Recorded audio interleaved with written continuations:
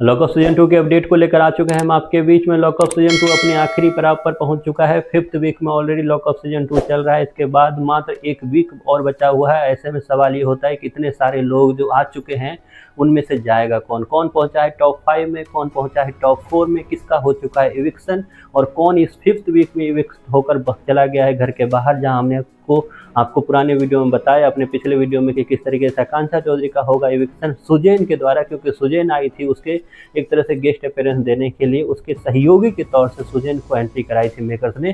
क्यों कराई थी आपको भी पता है, क्योंकि सुजैन के साथ तो आकांक्षा की बनती नहीं है बाहरी दुनिया में, तो सुजैन की एंट्री बनती भी नहीं थी। लेकिन फिर भी मेकर्स ने जानबूझकर सुजैन को एंट्री कराई। सुजैन के हाथ में पावर आएगा और सुजैन उस पावर का यूज करते हुए नजर आएगी। लेकिन आकांक्षा चौधरी अकेली नहीं गई है। अब आकांक्षा चौधरी के साथ कौन गया है, क्योंकि इस 5th वीक में आपको फिर से डबल इविक्शन देखने को मिलेगा। पिछले वीक भी आपको डबल इविक्शन देखने को मिला, जहां पे फिर से योगेश की एंट्री से एक तरह से उसको एक ही इविक्शन माना जाएगा। लेकिन फिर से आपको दिखेगा इस वीक में डबल इविक्शन में जहां एक आकांक्षा चौधरी होगी तो दूसरा नाम कौन सा होगा, क्योंकि सोशल मीडिया पर अचानक से रूमर्स फैला कि शिल्पा शिंदे जो है वो इविक्शन का शिकार हो चुकी है, वरुण जो है इविक्शन का शिकार हो चुके हैं।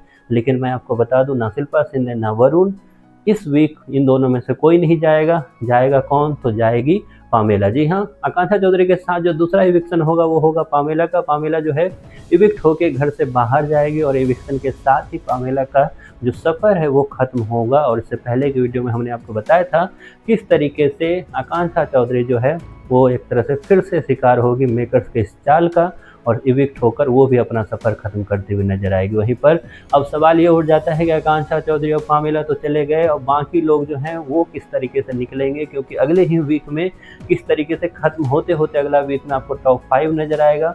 टॉप 5 आखिरकार है कौन, उस पर एक सेपरेट वीडियो में बात करेंगे।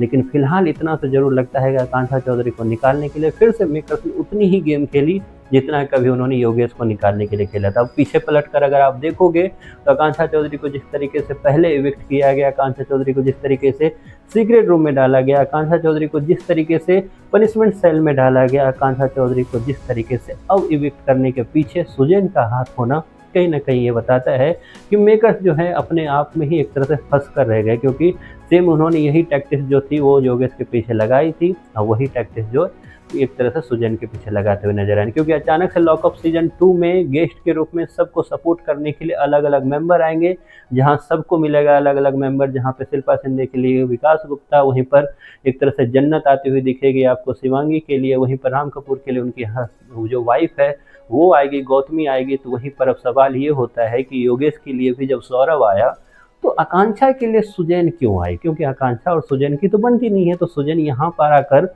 एक तरह से फूल तो बरसाएगी नहीं आकांक्षा पे, तो आकांक्षा को एक तरह से इविक्ट करना था, इसलिए सुजैन को लेकर आई। और कहीं ना कहीं बाहरी दुनिया में जो सुजैन वर्सेज आकांक्षा हो रहा था, तो कहीं ना कहीं आकांक्षा उसमें एक कदम आगे जाते हुए दिख रही है। एटलीस्ट सोशल मीडिया पे तो बोलने के लिए सुजैन के पास हो जाएगा। तो अब सवाल ये होता है कि आकांक्षा के जाने के बाद क्या योगेश का भी हो चुका है इविक्शन, बात करेंगे।